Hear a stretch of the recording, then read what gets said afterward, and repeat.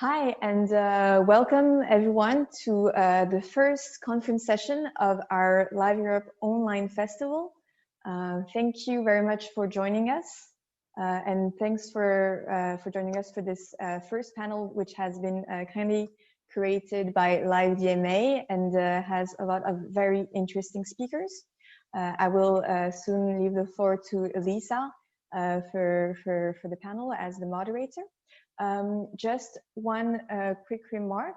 At the end of the panel, we will have a short Q&A session. So you can already type your questions in the question and answer board of the webinar. And if you want to ask a question at the end, you can use the raise your hand option if you'd rather speak orally. Thank you very much. I'll leave the floor to Elisa now. Thanks, Elise, for the introduction, and thanks for having us. So the title of this session is "Strength Lies in Numbers: Joining Forces to Press Policymakers," and this title, suits us quite well. I guess that our mantra here at LiveDMA is that together we are stronger. So again, welcome everybody. My name is Elisa and I work for LiveDMA. We are a European network of 20 members who are all live music associations located in 16 countries that represent together over 3,000 local live music venues, clubs, and festivals, and in all their diversity. So sharing good practice, empowering live music professionals, and advocating for their conditions is at the core of our work. And this is also what we'd like to propose to you today. I guess you all know by now that that since the outbreak of the virus, live music venues and clubs all over Europe are in survival mode, and our members and the venues, by uniting forces, they really press policymakers and influence regulations and negotiated conditions on governmental support packages. So for today's panel, I'm really happy to welcome 4 speakers who will share with you their strategies, the strategies they have put into practice to advocate for venues and clubs. And yeah, so without further ado, I will introduce to you the speakers. Let's go one by one. I will let them introduce themselves. So first we have Beverley Whitrick, sorry, Bev, from Music Venue Trust. Oh, just trying to unmute. Hi, everyone. Thank you, Elisa. Yeah, my surname is difficult to say in the UK as well, so don't worry about that. Just call me Bev.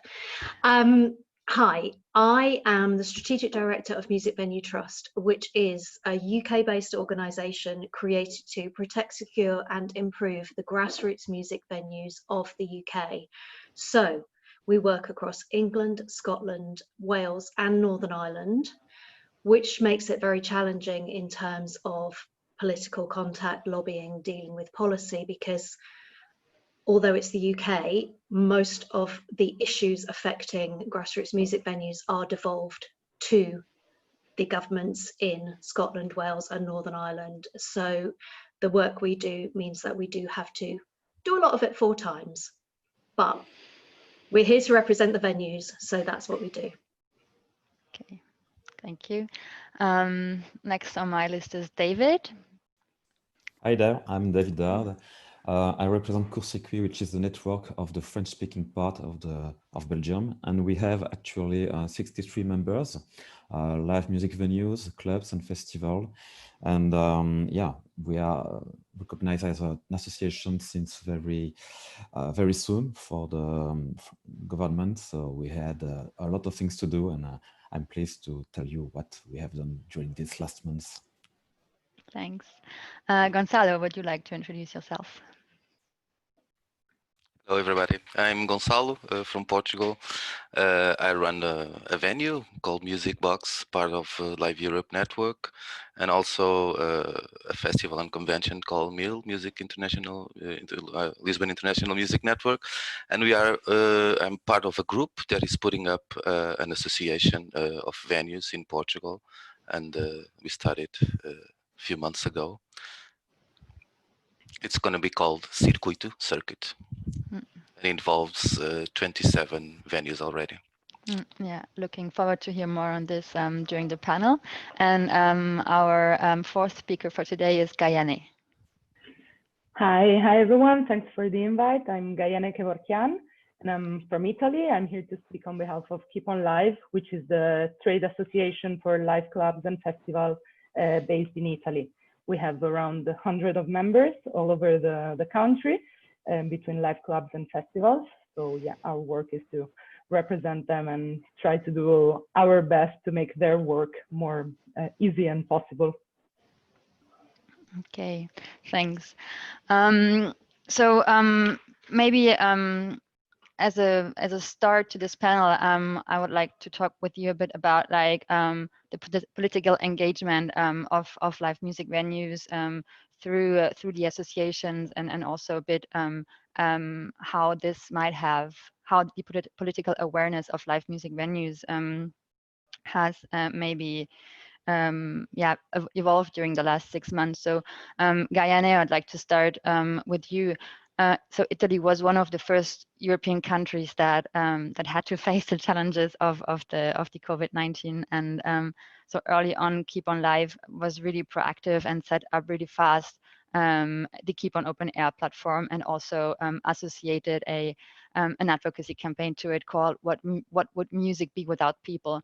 And can you tell us a bit more about this and how the venues were involved in this project? Thank you.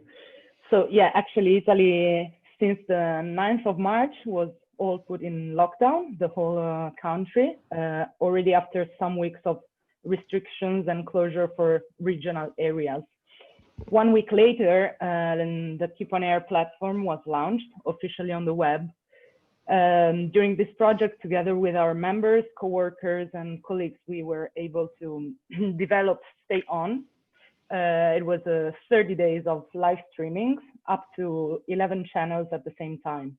Every night from 6 to 8 p.m., with the audience could find 4 live performances on each channel, each organized by one live club or festival. Every live performance was hosted on the Facebook page of the organizing club, and it was linked on our website where the complete program of the day was displayed. This project gathered up to 40 live clubs and festivals, joined together to raise awareness on diverse themes. In fact, many lives were connected to fundraising campaigns for social or sanitary purposes. And also we had some side projects that has been like meetings with experts from different areas to deepen themes like scientific aspects of the pandemic emergency, or European and international cooperation projects to sustain the cultural sector during the lockdown. All the project was, as you said, sustained by this campaign called "What Would Music Be Without People?" This slogan for us was not referred just only to the audience or to the artists that participate to the live shows, but also to the workers and technicians that are behind the scenes. We were able to work side by side with our members in order to create the schedule, and this has been one of the biggest goals we reached with this project. We wanted to recognize the importance of local agency of each club by channeling the audience in their Facebook pages and Facebook profiles. And we invited our members to give value to their work by presenting their own artistic and communication choices inside the project. Our role has been to coordinate and give a small toolkit, like graphic designs or technical indications, but the venues were the one who effectively give content and made the project and the network possible.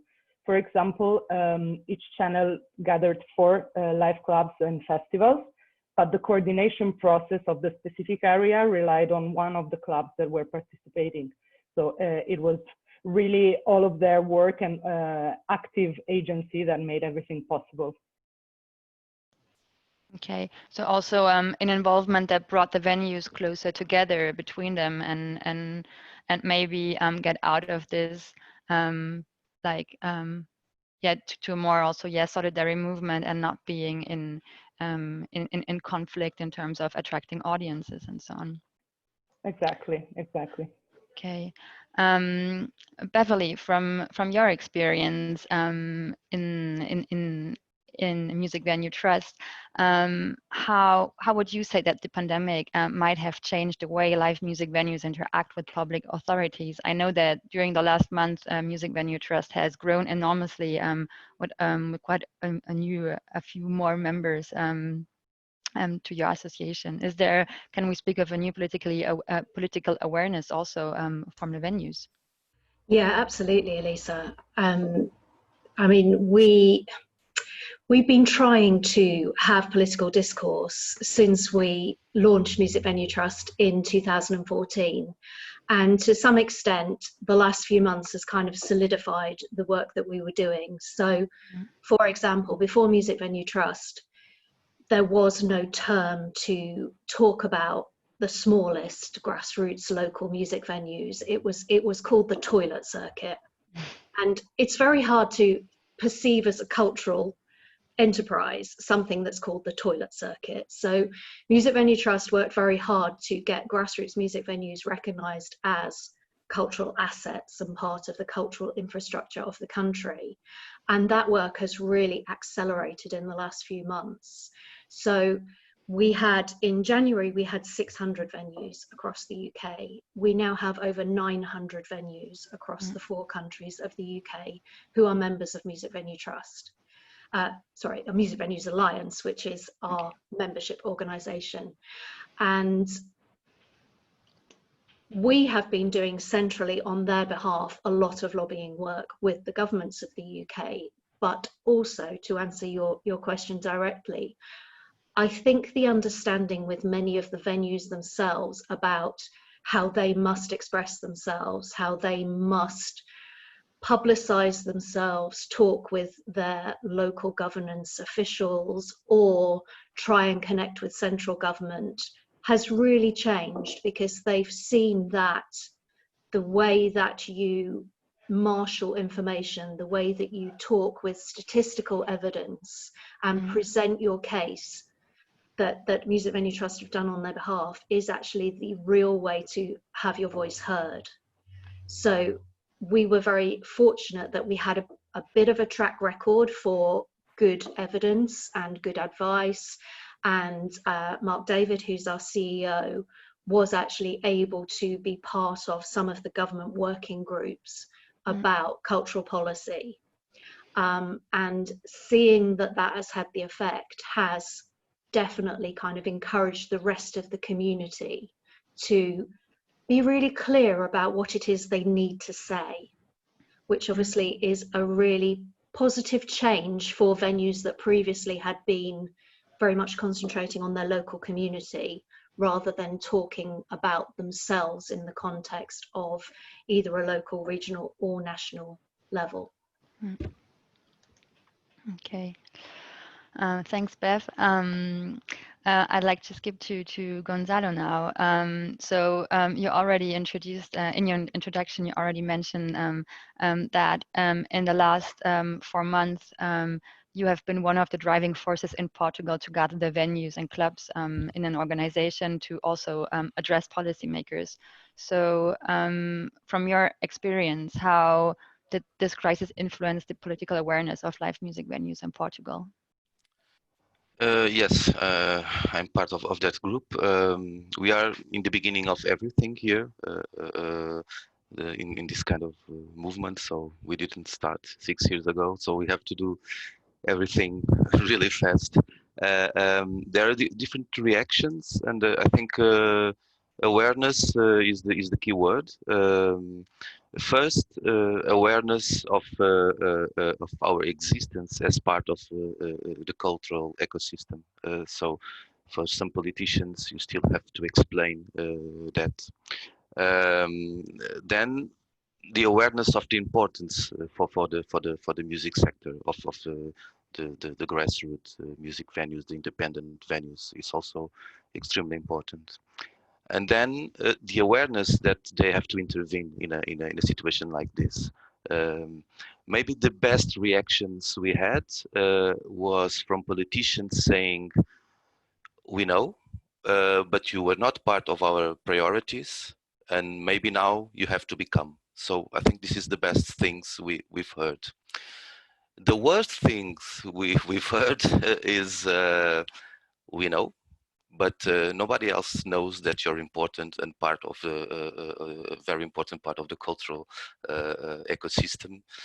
So how can we help you if general audience wouldn't understand that?" So this is not extreme, but I think the worst things that we've been listening to.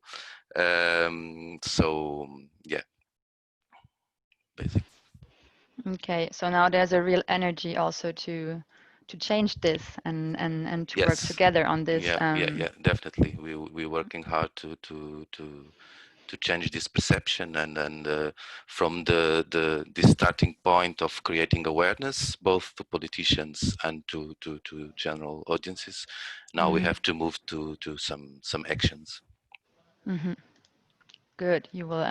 I hope you will be able to tell us a bit later more about the first actions you're planning. Now, David, I know that you mentioned before that Court-Circuit is an organization that's geographically very close to its members. So how did you work with your members in the last 6 months? And do you feel that this situation brought you even closer together also as an organization? Yeah, we had the chance in the beginning of this year to be recognized as a professional organization, federation. Before that, we were just an association and we were working about artistic topics with our members. But since the beginning of this year, everything's changed. We had to work in different topics that we have never been working with before. So in the beginning of the crisis, we were invited by the Ministry of Culture to discuss about how to solve the crisis. And we were invited also to work with different working groups with other trades of pop music, other trades with classical music, and trades and other group with people from fine arts, movie, theater. And it opened for us new opportunity to work about solution. And okay, we were more active in some groups, we were less active in some groups, but it participated to recognize live music venues as a sector of cultures as it was never been before, because there were no association for live music before. There were nothing about pop music in the cultural association. So with the members, it changed a lot as well, because now we are working with this working group in all cultural sectors about the new status for artists, because with the crisis, we have noticed that it was a problem with artists. We need to be helped. We are not independent. We are not salaried.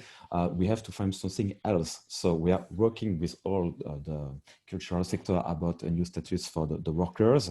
We are also working with new help for the venues. You have to know that, okay, we can now make gigs, we can now make concerts again, but it's not still possible to have clubbing activities, and that's a big problem. So we are also discussing with those people about what's going next, how to come back to a normal activities. And with our members, yeah, we are more social activities now. We are talking about employment. We are talking about how to start again. But concretely, we have also developed new activities about live streaming, for example. We are also more talking about our communication process, or to come back later. And we are also obviously trying to find new way to work again, because we have less people, we have less revenues from the bar, the catering. We have to work with more less people inside, and every day we talk with the members about how to find new way to survive, because we want to carry on. Most of our members are working with volunteers, and they spend more time than ever before to organize gigs. But the thing is, I have the thing sometimes to be like a coach. Yeah, go on. We are going to find some new monies, and we do actually. We have some fun sometimes, and we give them some fun. And okay, they're going to have less activities, but we want them to carry on anyway. So that's a bit our work now. We have very social and annoying stuff with the states, and with our members we are like, go on, we will manage it. So you also find yourself in a new role of coach. Sometimes.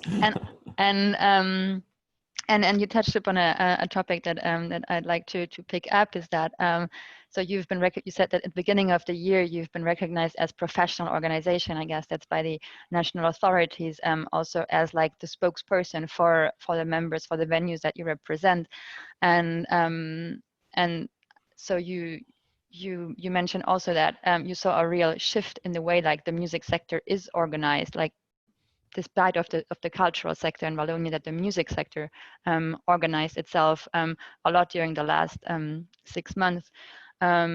I know that there were new associations that were created, and that Court Circuit was also actually quite actively involved in managing the structuration.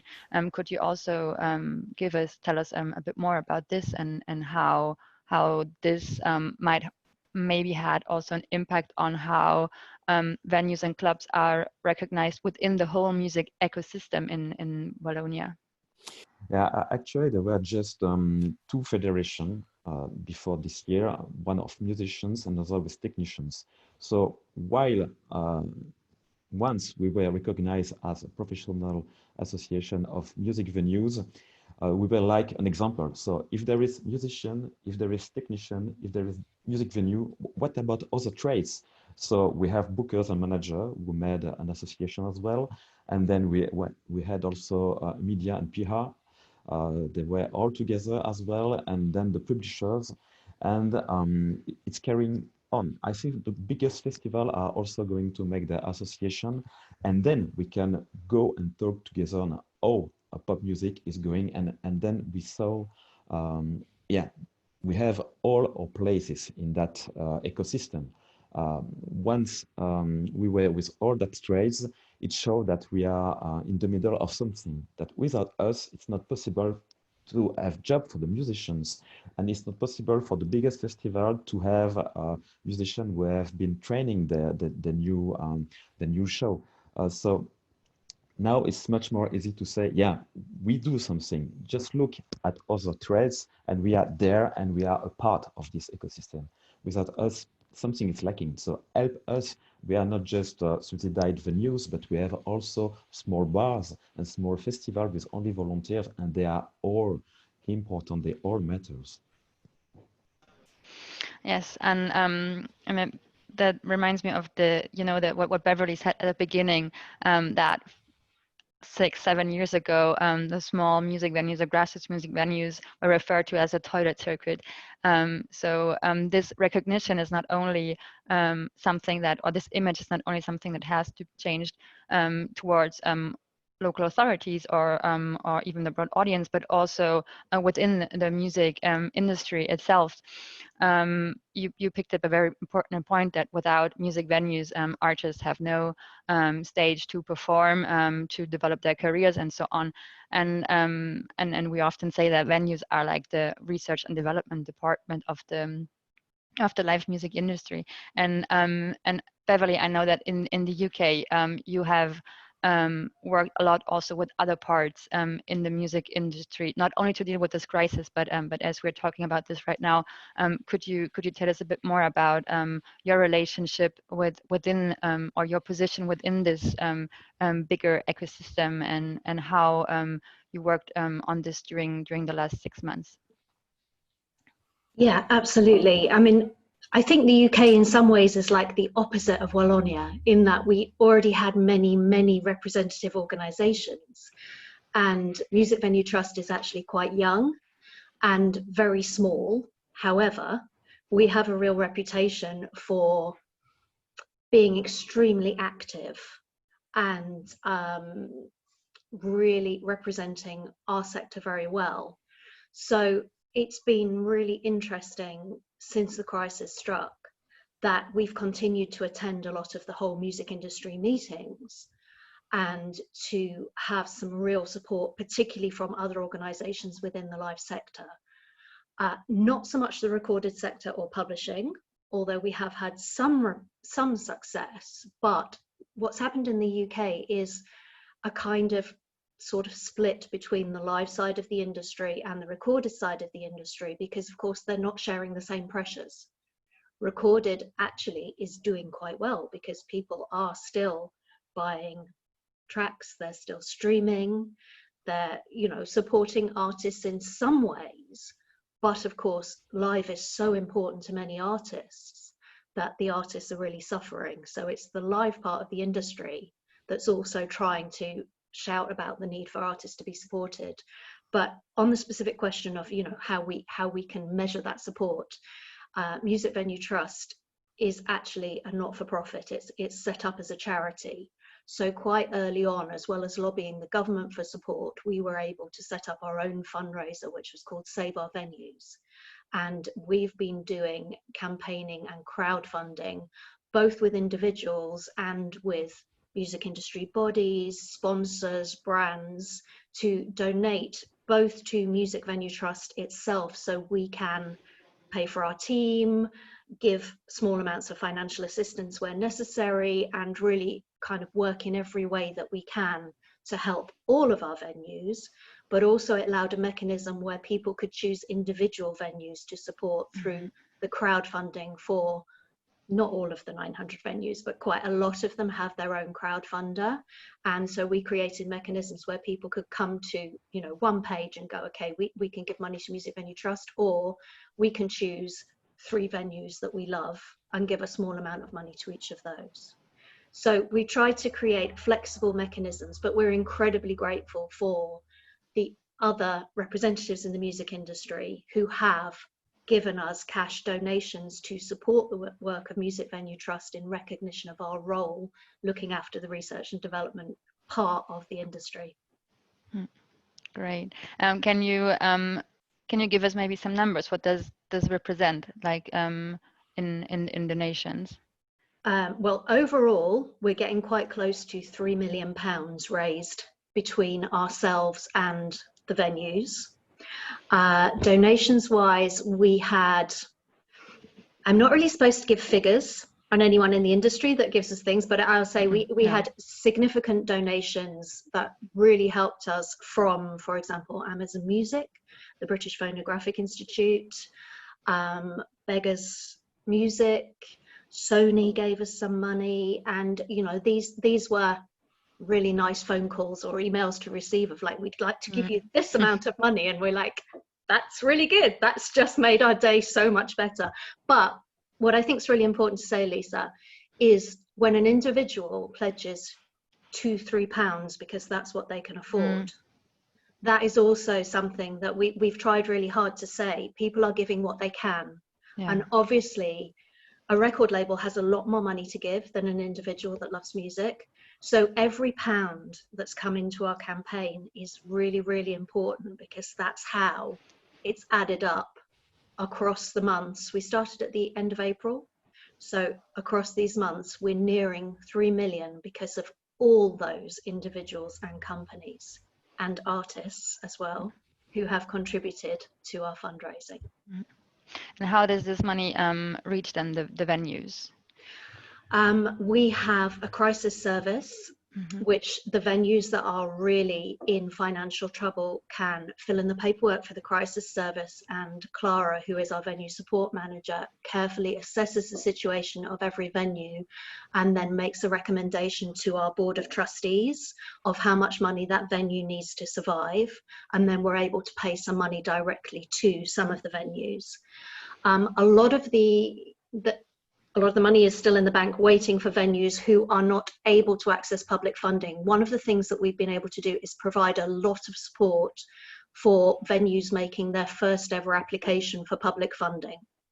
because when UK government announced cultural funding, and that's then moved out to all the governments of the UK, people in the grassroots music venues have to apply like any other cultural institution for this funding, and many of them have no experience of filling in the sorts of forms that theatres or orchestras or, you know, the more recognised parts of the cultural sector did. So we've also invested a lot of money in the human support for making those applications. And our team of coordinators who we appointed since the crisis started have also been doing a lot of talking with local authorities and other sources of funding to ensure that money for small businesses was also available to grassroots music venues.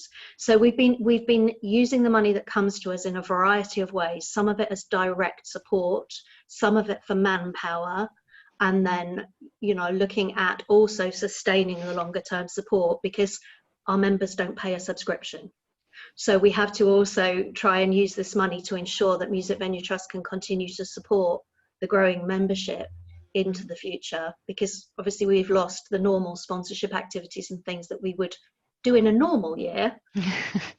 Yeah, I insisted a bit on this because I think it's really interesting that financial support is like that you are dealing with this financial support also, that we until now know a lot from governments, and as you said, there are so many administrative burdens and hurdles and difficulties for the venues. So I think it's a really interesting model also in this regards, that you're of course supporting the venues in these administrative things, but that you also have this more direct access and really this urgency funding like possibility to help them out really fast and if there is a big urgency. So yeah, I mean, actually, Elisa, I have to say that some very small amounts of money were given to some venues just so that they could have the headspace to make the application for the bigger sum of money, because we found in some cases the venues were so stressed at the idea that they would be closing their venue permanently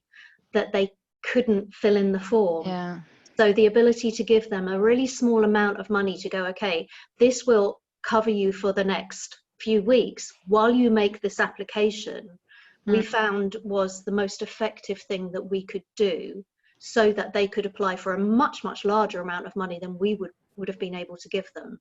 So that's been very much the strategy that we've tried to use, but we're still waiting for a lot of the results on the funds. So I you know, we only have a partial evidence that this is working, but we're very hopeful that it will be effective. Okay, thanks for sharing, Beverley. I think that's really, really inspiring. I would like now ask Gayane a bit on how you felt that the last 6 months had an effect on the structuration of the music sector in Italy. You mentioned in our members' meetings that we have within LiveDMA that there are big structural problems in Italy with no recognition from the government and other parts of the industry of live music venues and clubs, and that you're working now on the Italian music reform. Could you tell us a bit more about this? So actually, this is one of the central topics we are working on during these last years. There is a specific need about jurisdictional recognition of the live clubs as cultural and creative industries in Italy.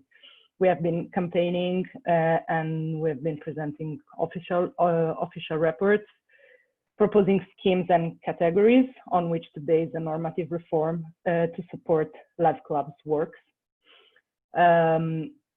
Effectively, this lack of jurisdictional uniformity has affected the governmental response during the pandemic emergency. Our members have very diverse bureaucratical adjustments, and finding a unique solution to obtain support from the government has been tricky. We were able actually to propose some of our categories to the Ministry of Culture during discussions that we had on the fundings that are now available for our members. And this is one important recognition of the problem. And it's like, we have focused what the problem is. It has been clear during this month that clubs needed support, and the closure had caused a big economical loss. But the question has been, who are they? I mean, how do we understand who are the clubs that need support? We answered actually giving some of our categories, and these criteria have been used in the announcement that the Ministry of Culture published to distribute the recovery fund, such as, for example, the creative and original music production content that it's proposed inside the venues. So actually, we're really happy about these results, and we hope that keeping up the advocacy campaigns, but also sharing the criteria with colleagues and organizations close to ours, we will be able to obtain fair recognition for the live clubs category to make all the work more easy. Okay, thank you. So the structuration processes also show the first results, and that that your categories are taking into account by policymakers. So, like, going a bit back also to this whole structuration thing, that Gonçalo, you're right, you're really in the middle of it right now. So you're besides, you know, of all the hard work that you are doing to save your own business, as well as the venues, your colleagues in Portugal, you have been struggling like most venues in Europe and all over the world. So you found, or you took the time and to work also on the creation of this association. Can you tell us a bit more about the process, and if possible, what your first common actions will be? Yes. Listening to all of you, it's of course, I know we are such in an early stage of development of what we need to do, but it's really inspiring and give us a lot of strength to listen to you, to what you've already achieved. We started a few months ago, so the first steps is like to decide to work together. So we were at that level, like most of the times venues and clubs are working in their bubble, and they are not working together, and so that's the first thing you have to conquer. And it was easy, of course, but because of the dimension of this crisis, that was an easy step. And then to learn a little bit how to work together, because we never did that. So and then to plan to put things in practice. And the first thing we needed to put in practice, it was to collect some data, because it's to have the right arguments is easy, but then we have to show something, to show some data. And we collected some data among us, just to see the amount of audience we have, the number of artists that we can program. And then I'm not going to bother you with numbers, but one thing I think was important for us to explain the importance of our network. It's like a comparison between a small grassroots music venue and a huge festival. And I say that because in Portugal, big festivals, I think, were the only to have public support and some public decisions to protect them. So it's interesting to make this comparison. And so I'm just going to give you this number. The biggest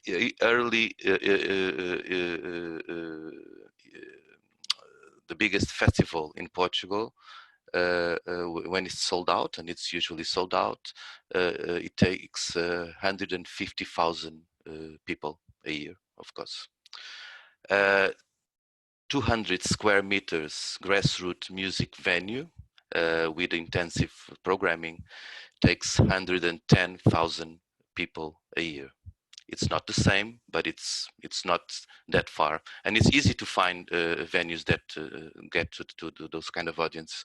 But then if you go to the number of artists programmed, the big festival programs 113 artists. The small 200 square meters venue programs 825 acts a year. And I think this is very important to explain the importance of this circuit, of this network. So this collection of data was one of our first steps, and then to present it to some politicians, present it to some media, of course, and that they were highly responsive to us. And then we are on a second step now that I think it's very important. It's to take some actions, to have some like public opinion validation. You know, it's important to show that public opinion and artists are with us and together with us on this urgent fight. So that's what we are preparing now.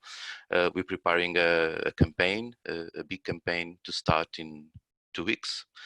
I cannot reveal yet everything from that campaign because it's supposed to be to have this surprise effect, but we're going to use the hashtag live or dead. And we organize a demonstration, an original demonstration happening in Lisbon, Porto, and probably other cities. And we work with very close to a lot of artists to engage audiences and to have a big demonstration about our sector and about live music, but also about artists and all people involved in the cultural and the music sector. It's what we are planning right now. Thanks for sharing. Gonçalo, I think it's really, really impressive what you've done in the last 4 months as in terms of, yeah, bringing this work together with 27 venues and yeah, so really, really great job. And I would like just to ask you a bit on this, that so how are your relationships now with the policymakers, and what do you expect? What are your expectations for the future? Yeah. So expectations. There's for the very near future. There's something that is very urgent. It's an immediate support to the venues. We are closed for more than 6 months now.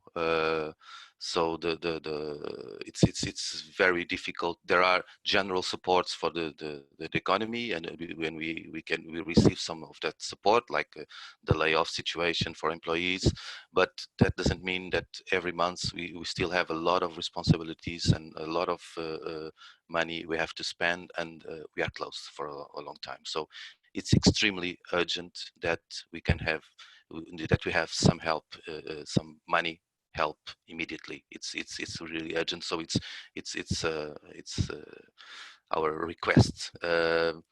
Also, in the near future,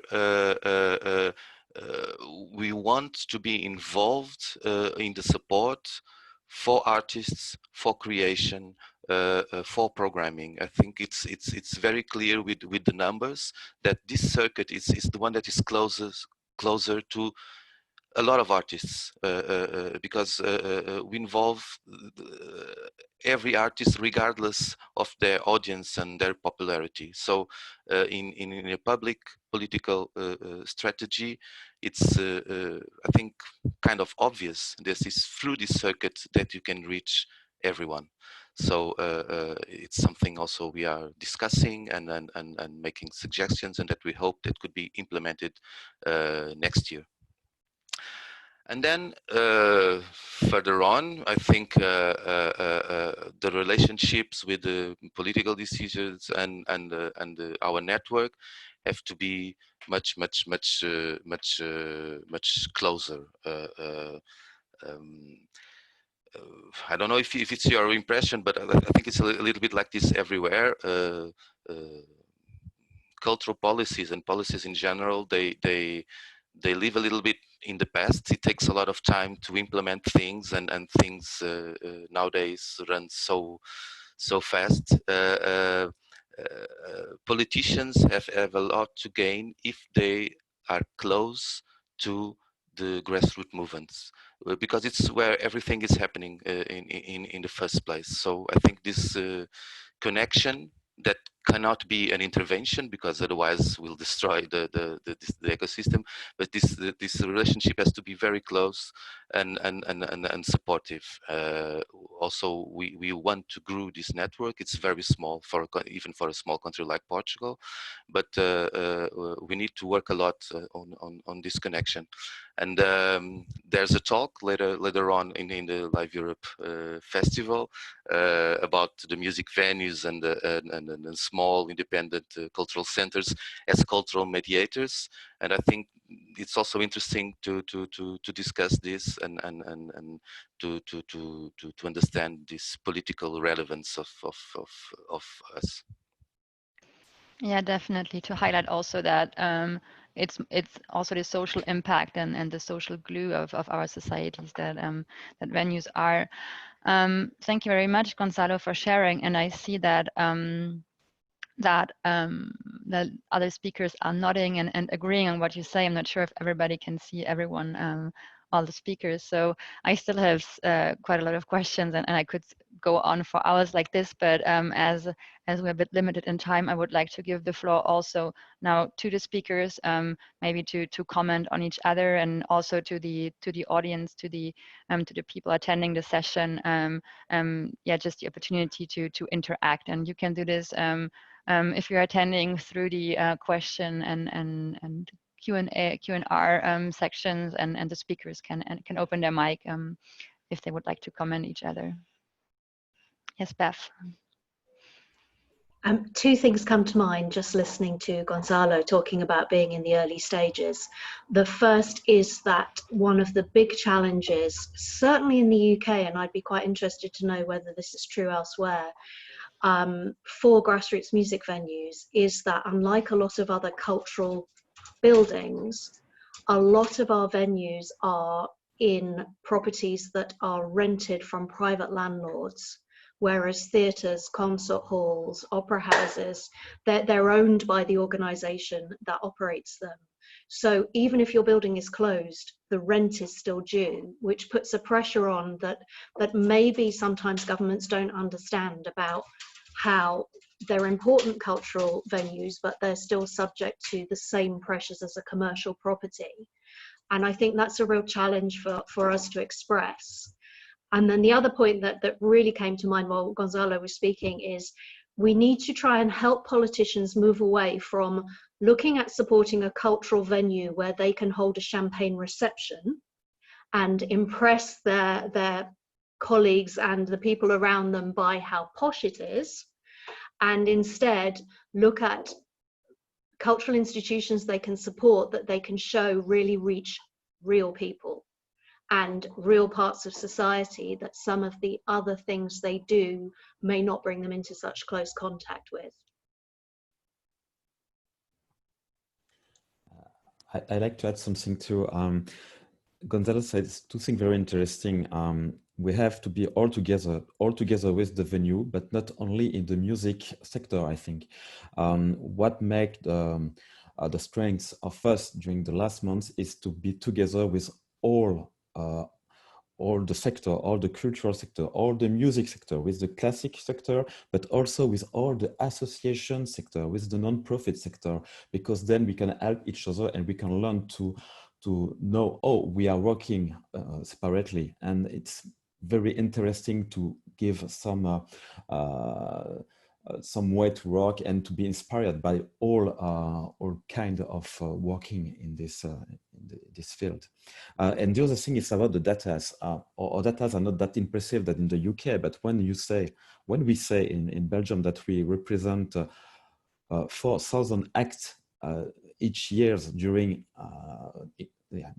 a year in front of 200 about 300,000 people in the audience, then it makes that we are the biggest festival of our region, and that it's impressive anyway. Okay, if we just compare in Belgium, then suddenly we do more than all the biggest festival with less money, and that is very useful. So thanks LiveVMA to help us to catch the data. Okay. Is there any, Gayane, would you like to comment or add something to the discussion? Yeah, actually, I completely agree with what has been said, and particularly on working with the whole ecosystem, not only the venues and our members and our colleagues from other countries in Europe, but also with the other associations and institutions that work in the live show category or in the live music sector in general. And this actually has been something that we've been doing a lot in this last month, which brought us to good results. And it's really enriching, because with the points of view that other colleagues from close sectors could give us, and the points of view and the know-how that we could give them, we were able to join forces really effectively and give criteria and give informations and indications to the government and to the Ministry of Culture for the setup of a recovery fund for live shows. So, yeah. Okay, thank you. I will just remind that you can also ask questions to our speakers if you want. You can do this in the Q&A sections. Don't be shy. It's your moment if you want to dig into deeper in a certain topic. Please do so. Just giving you maybe a couple of minutes to do this.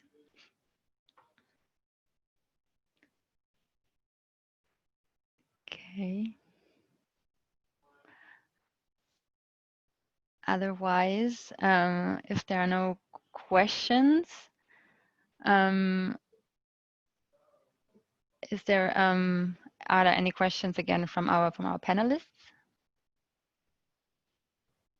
Okay. Question for Guyane, coming in from Mark Steens.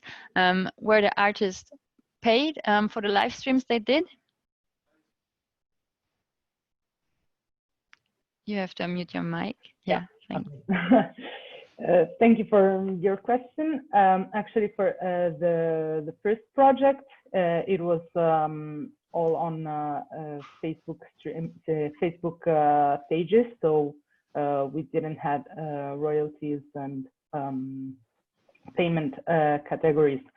It was a project that was really set on for solidarity purposes, and we all, like with all the colleagues and coworkers, put on an effort to raise awareness around some specific topics. So that's also why the project was closed on in a certain amount of time.